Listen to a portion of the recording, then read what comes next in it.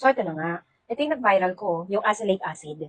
Mga mi, ang sabi ko po doon na hindi ako gumamit ng filter. So, ito ngayon ulitin natin. Naduduling na ako. Tingnan nyo yung aking mata. Nakikita nyo yung itim-itim na yan, eye bag. Kasi bihira lang naman atang walang eye bag ngayon. As in, yung maitim na eye bag. Kasi may eye bag doon tayo lahat.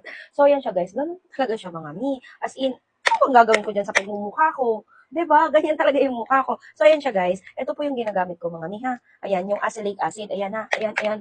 Ayan ha. O, actually, bawas na to mga mi. Kasi pag nagkaroon ako ng pimples, maghihilamos ako. At pagkatapos, a-applyan ko lang siya ganun guys. Ayan, gaganyan ko. Ganyan po yung, ay, nahulog.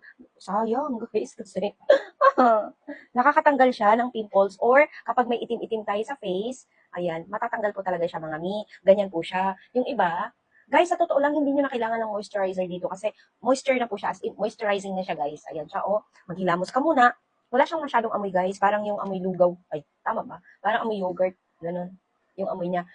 Maghilamos ka muna bago mag-apply ka nito. Mas maganda sa gabi. Oo. Kung gusto mo naman, 2 beses isang araw. Sa umaga at sa gabi. Pero, perfect talaga to sa gabi. Yung matutulog ka na, yung wala ka nang gagawin. Yung wala nang makaka istorbo sa mukha mo, tutulog ka na lang, 'di ba? So ayun siya guys, maganda po gamitin talaga 'to, guys. Pero syempre dahil ina-apply lang natin 'to sa balat natin, uy, huwag ka magmamadali, guys, kasi sa mga produkto, hiyangan lang po siya and then walang magic, guys. So, walang magic ha, walang magic para isang linggo umi-effect agad. No, walang ganun, guys. So, merong balat na madali siyang mag-absorb ng products. Meron namang matagal, okay?